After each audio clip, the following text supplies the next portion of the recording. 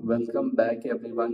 और आज है द सीक्रेट डिकोडिंग सीरीज का हमारा अराउंड 6th वीडियो, आप एपिसोड भी कह सकते हो।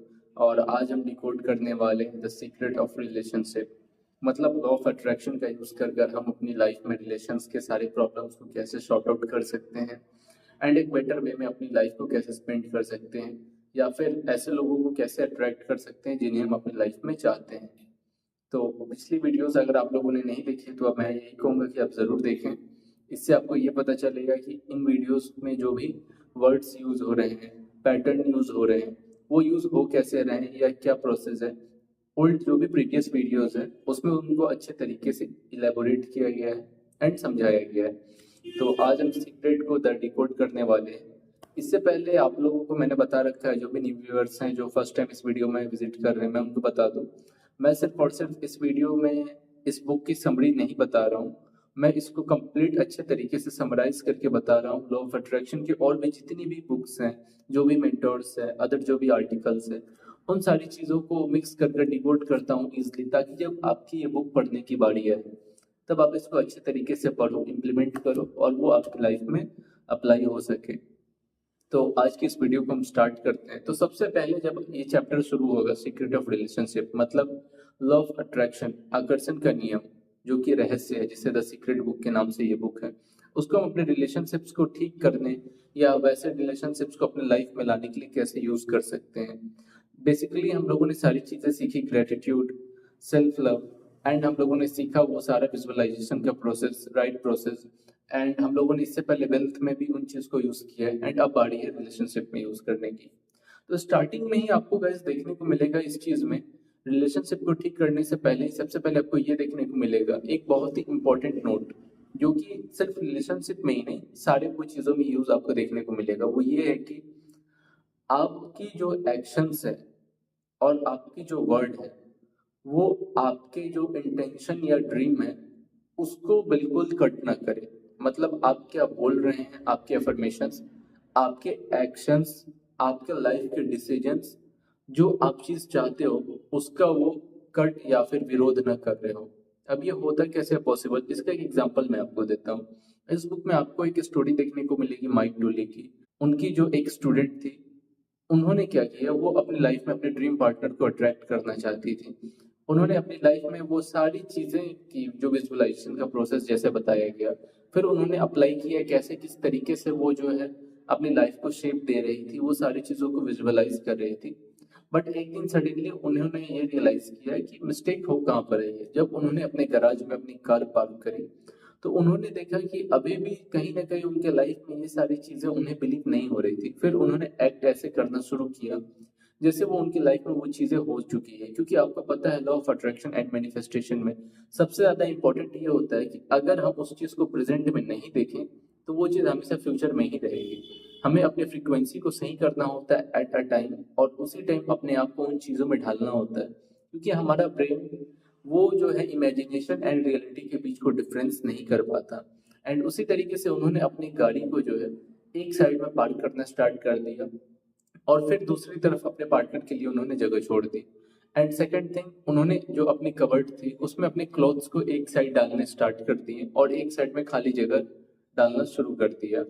और जो उनका बेड था, पहले वो बेड के मिडिल में सोती थी, अब उन्होंने क्या किया, अब उन्होंने बेड के वो कॉर्नर पे सोने लगी और अपने आइडियल पार्टनर के लिए भी स्पेस छोड़ना स्टार्ट कर दिया। एंड उसके बाद उन्होंने क्या किया, जब ये स्टोरी वो सुना रही थी माइक डोली को अपने डिनर टेबल पर, तो उनके पास उनका ड्रीम पार्टनर बैठा हुआ था। तो इस तरीके से सबसे पहले ये बताया जाता है कि आप विजुअलाइजेशन भी करते हैं, आपने परफेक्ट एक ड्रीम गोल को भी लिख लिया, डिसाइड भी कर लिया, सारे अपने जो भी डाउट्स थे उनको क्लियर कर लिया, बट प्रॉब्लम आ कहाँ पे रही थी, प्रॉब्लम आ रही थी आपके एक्शंस में। कभी कभी आपके वर्ड्स में भी आती है। आपको अपने अफर्मेशंस को बिल्कुल ध्यान देना चाहिए कि आप अपने मुंह से हमेशा अपने बारे में कुछ गलत ऐसा ना निकालो जो आपके एक्शंस को हमेशा रोके, या जो आपके माइंड में वो चीजें बिठा दे कि मैं ऐसा ही हूँ या मेरी लाइफ ऐसी ही है, मैं इसे नहीं बदल सकता। तो उन चीजों पे आप जरूर कमांड करें और अपने एक्शंस को जरूर मॉनिटर करें कि आप अपने बारे में क्या थॉट बिलीफ रखते हैं और उनके बेसिस पे क्या एक्शन है। अगर आप इसके बावजूद ये सारी चीजें सीख भी लोगे, विजुअलाइज भी कर लोगे, तो आप अपने रियलिटी को वैसे शेप नहीं दे पाओगे जो इस बुक में मेंशन किया गया है। तो उसके बाद आपने ये ध्यान देना है कि आपने जब अपने ड्रीम को लिखा, उसको विजुअलाइज कर रहे हैं, आप अपनी फ्रीक्वेंसी को सही कर रहे हैं, वो सारी चीजें देख रहे हैं जो आपको बेटर फील कराती है, जिससे आप ग्रेटिट्यूड भी प्रैक्टिस कर रहे हैं, बट कहीं ना कहीं आप प्रिपेयर हैं या नहीं उस चीज के लिए एक्चुअली में। तो ये चीज बहुत ज्यादा इंपॉर्टेंट है। जैसा कि एक और इसमें बहुत ही अच्छा एग्जाम्पल बताया गया था प्रीवियस चैप्टर में भी, जो इस बुक की ऑथर है रोंडा ब्रायन, उनकी सिस्टर पहले ऑस्ट्रेलिया में काम करती थी। उनका ये मानना था कि वो अब अपनी बहन के साथ अमेरिका आकर उनके ऑफिस में काम करना चाहती है उनके साथ, बट वो ऑस्ट्रेलिया में थी। उन्होंने सारी वो चीजें ट्राई कर ली, बट स्टिल वो उन चीजों को ट्राई करने के बाद भी वो नहीं आ पा रही थी अमेरिका। तो उन्होंने एक चीज बैठकर अपनी सारी चीजों को मॉनिटर किया, फिर उन्हें एक मिस्टेक समझ में आया। अभी तक उन्होंने उन चीजों के बारे में अपनी लाइफ में रियलिटी में उन चीजों को बिलीव कर कर एक्ट करना स्टार्ट नहीं किया था, जो कि द सीक्रेट के लॉ में से है, जो कि आपने देखा होगा। अगर पुरानी वीडियोस को देखा होगा तो आपको पता होगा कि कैसे आपको एक्ट करना है कि वो चीज आपको मिल चुकी है। तो उन्होंने सबसे पहले वो सारे कपड़े निकाले जो वो ले जाना चाहती थी अपने साथ। उन्होंने अपने सूटकेस को तैयार किया, वो सारी चीजें ले गई जो वो अपने साथ अमेरिका ले जाना चाहती थी, और उन फीलिंग को अभी से ही फील करना स्टार्ट किया कि वो अभी वही है। और इस प्रोसेस को कंप्लीट करने के 4 वीक्स के अंदर ही वो अमेरिका में अपने सिस्टर के साथ वर्क कर रही थी, जो कि इस बुक की ऑथर है रोंडा ब्रायन।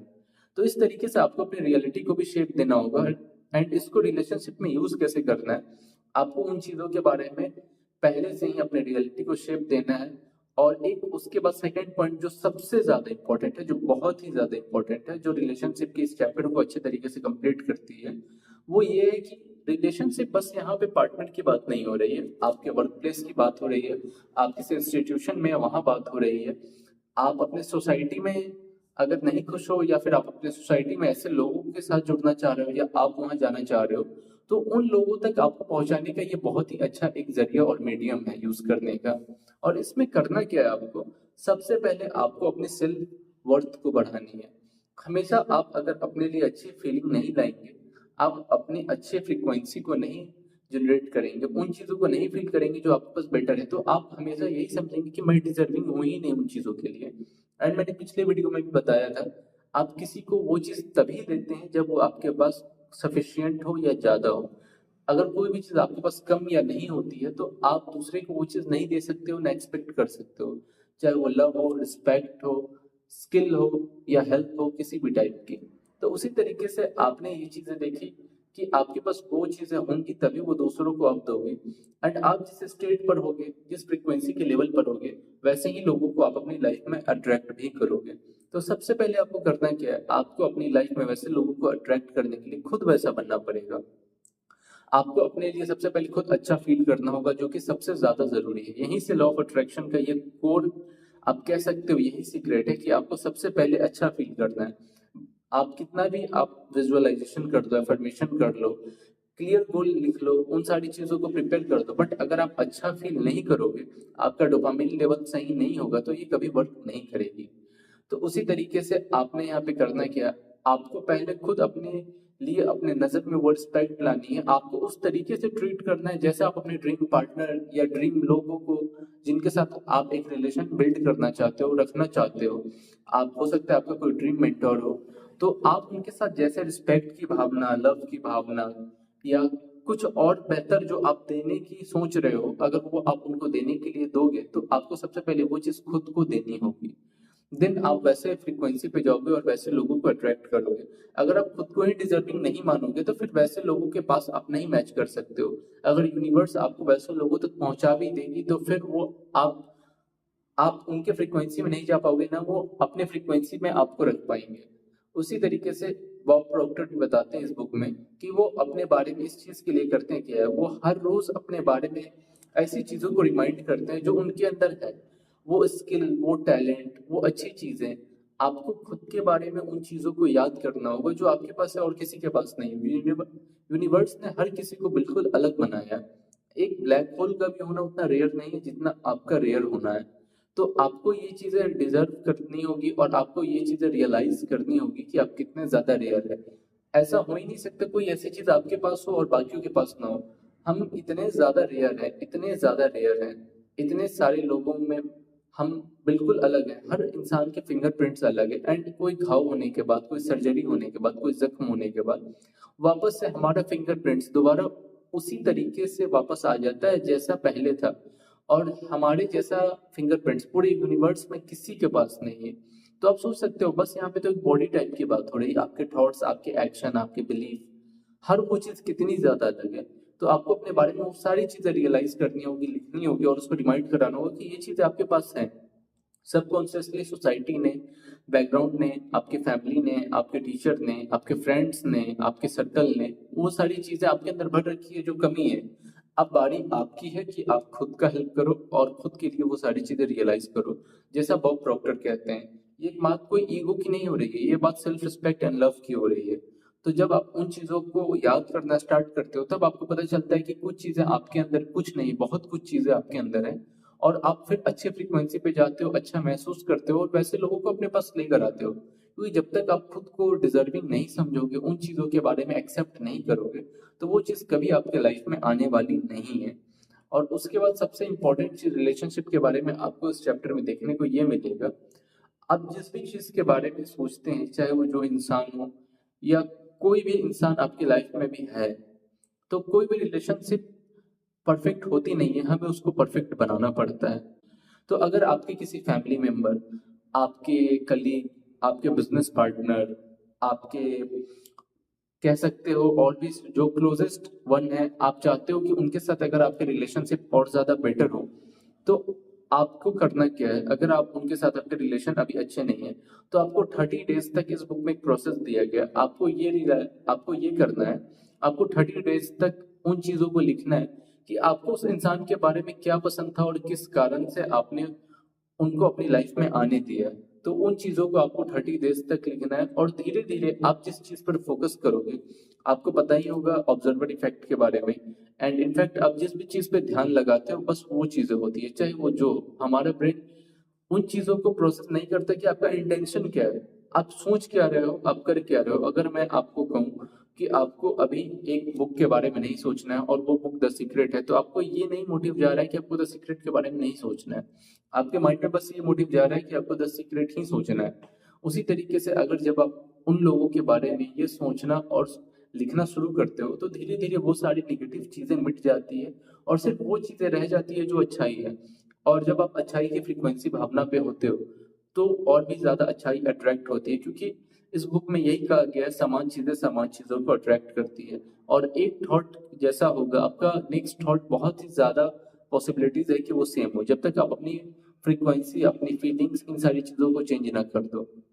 क्योंकि अगर आप बुरा महसूस कर रहे हो तो आप अच्छा सोच ही नहीं सकते हो, और अगर आप अच्छा सोच रहे हो तो आप बुरा महसूस कर ही नहीं सकते। आप अपनी लाइफ में एक ऐसे पर्सन हो जो अपने लिए ही बेटर सोच सकता है, आपके अलावा आपके बारे में ना कोई बेटर सोच सकता है और ना कुछ आपके फ्रीक्वेंसी और आपके थॉट्स को चेंज कर सकता है, अनलेस कि आप ट्राई करो। एंड जब आप ट्राई करना स्टार्ट करते हो, तो फिर आपकी लाइफ के वो सारे लोग भी बदलने लगते हैं। आप एक क्वांटम जंप करते हो अपनी लाइफ से उस लाइफ में जो आप चाहते हो।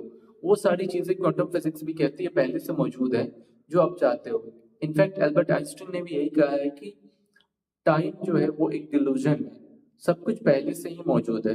तो अगर आप अपनी लाइफ में अपने सारे रिलेशनशिप्स को ठीक करना चाहते हो, उन लोगों के साथ जुड़ना चाहते हो, काम करना चाहते हो, जीना चाहते हो और अपनी जिंदगी को वैसे बनाना चाहते हो, तो पहले आपको खुद अपनी नजरों में खुद के लिए वो रिस्पेक्ट लानी होगी जो आप उन्हें देना चाहते हो। अगर आप उन्हें वो चीज तब तक नहीं दे सकते जब तक वो आप खुद के अंदर नहीं है। तो इस बुक में बताया गया है कि आप वो चीज तब तक उन्हें नहीं दे सकते जब तक वो आपके अंदर खुद है नहीं। तो जो आप उन्हें देना चाहते हो, पहले आप वो खुद के अंदर खुद को दें। उसके प्रोसेस क्या क्या है, आपको फील करना है खुद के लिए कि आप खुद के लिए कितना अच्छा महसूस कर रहे हो। ये आप कैसे कर सकते हो, आप अपने नए सेल्फ बिलीफ बना सकते हो। नए सेल्फ बिलीफ आपको कैसे बनाने हैं, आपको अपने बारे में हर वो चीज लिखनी है जो आपको आती है। एक छोटी सी छोटी स्किल भी हो सकती है, वो कुछ भी हो सकता है। आपकी एक ड्राइंग करने की एबिलिटी हो सकती है, हो सकता है आप किसी फील्ड के बारे में ऐसा जानते हो जो कोई और ना जानता हो, आपको कोई ऐसी चीज आती हो जो बहुत ही रेयर हो, कोई ऐसी चीज जो रेयर ना भी हो बट आप उसको बहुत अच्छे तरीके से करते हो। बिल्कुल छोटी से छोटी चीज, चाहे वो आपका कॉफी बनाना ही क्यों ना हो, आपका अच्छे तरीके से कोई चीज किसी से अपनी बात को रखना ही क्यों ना हो, या लोगों की बातें बेहतर तरीके से सुनना ही क्यों ना हो, कोई छोटी सी छोटी ट्राई जो 1000 फेलियर्स होने के बाद भी आप अपने ऊपर कर रहे हो, स्टिल ट्राई कर रहे हो कि ये नहीं तो ये वर्क करेगी, वो छोटी सी चीज गिव अप ना करना, उन सारी चीजों के बारे में आप नोट डाउन कर सकते हो। देन आप रियलाइज करो कि उन सारी चीजों ने आपके लाइफ में कितना ज्यादा आपके सेल्फ बिलीव को बढ़ाने में मदद की है। और जैसे ही आपकी सेल्फ बिलीव बढ़ेगी तो आप उस फ्रिक्वेंसी पे पहुंचोगे और वैसे लोगों को अट्रैक्ट करोगे जैसे आप अपनी लाइफ में चाहते हो। एंड कोई भी relationship second thing is perfect नहीं होता, हमें उसे परफेक्ट करना पड़ता है, कुछ मिस्टेक्स को ठीक कर कर, उन सारी चीज़ों को एक्सेप्ट कर कर और उन सारी चीज़ों को इन प्रोसेस का यूज़ कर कर हम बहुत अच्छे तरीके से सही कर सकते हैं। एंड एक चीज़ और बताई गई है इस बुक में, आप अगर उन चीज़ों के बारे में सोच रहे हो, सारे स्टेप्स फॉलो कर रहे हो, बट अगर आप अपनी लाइफ की रियलिटी को उस कंप्लीट तरीके से शेप नहीं दे रहे हो तो वो वर्क बिल्कुल नहीं करने वाली। जैसा कि इसमें और भी सारे स्टेप्स बताए गए हैं, तो आपको सबसे पहले अपनी लाइफ की उन रियलिटी को काफी क्लोजेस्ट तरीके से झांकना होगा, एक सेकंड पर्सन के तौर पे, कि आपके थॉट्स, इंटेंशन, ड्रीम सारी चीजें क्लैरिटी से हैं, बट वो एक्चुअली में क्या वो लाइफ में आपकी शेप दे रही है, क्या वो रियल है या फिर वो सिर्फ इमेजिनरी थिंग्स है। तो इन चीजों को आपको पहले खुद समझना होगा और उनको मॉनिटर करना होगा। आप टाइम लें, उन चीजों को मॉनिटर करें और उन चीजों को फाइंड आउट करके उन चीजों को करेक्ट करें और बिलीव करना स्टार्ट करें। भले ही आपके आसपास के लोग बिलीव ना करें, चाहे वो आपको जो कहें या समझे, आपको इन चीजों को खुद मॉनिटर करके पॉइंट आउट करना होगा अगर आप अपनी लाइफ को चेंज करना चाहते हो तो इसके लिए सबसे पहले आपको ये ध्यान देना है कि जो आपके वर्ड्स हैं, आपके थॉट्स हैं एंड आपके एक्शंस है लाइफ के, वो आपके ड्रीम लाइफ या ड्रीम थिंग्स को, ड्रीम रिलेशनशिप्स को कहीं कट तो नहीं कर रहे हैं। तो आपको ये मॉनिटर करना है, उसके बाद उन चीज़ों को करेक्ट करना है, सेल्फ लव करना है, अपने सेल्फ बिलीव को बढ़ाना है। आप अपने स्किल्स को रिमाइंड कर सकते हो, उन सारी चीज़ों को रिमाइंड कर सकते हो। जो भी चीज़ें आपकी लाइफ में खराब हो चुकी है, जो भी खराब रिलेशनशिप्स है, सबसे पहले आप उनको ठीक कर सकते हो 30 डेज तक लिखकर, कि आपको 30 डेज तक उन इंसान के बारे में आपको क्या अच्छा लगा था जिसके कारण आप उनसे जुड़े थे। कुछ तो ऐसी चीज होगी जिसके कारण आपने उनके साथ जुड़ा था या यूनिवर्स आपको उनके पास ले आया था, तो उन चीजों को आपको रिमाइंड करना होगा, फिर आप क्लियर करें और उसके बाद यूनिवर्स डिसाइड करेगा कि आपकी फ्रीक्वेंसी कैसी है, क्या कोई आपके फ्रीक्वेंसी के साथ मैच कर रहा है या नहीं, या आप उनके साथ कर रहे हो या नहीं। तो द सीक्रेट बुक का ये चैप्टर काफी शॉर्ट एंड सिंपल था, जो कि रिलेशनशिप्स के ऊपर था।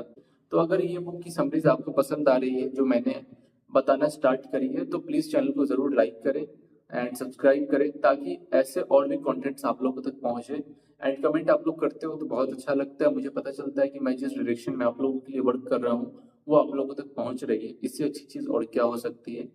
तो आज के लिए बस इतना ही, आज के वीडियो में यहीं पे एंड करते हैं। टेक केयर, काफ़ी अच्छी चीज़ें करें, सोचें समझें और उनको इम्प्लीमेंट करें। And thanks for watching guys, आज के लिए बस इतना ही।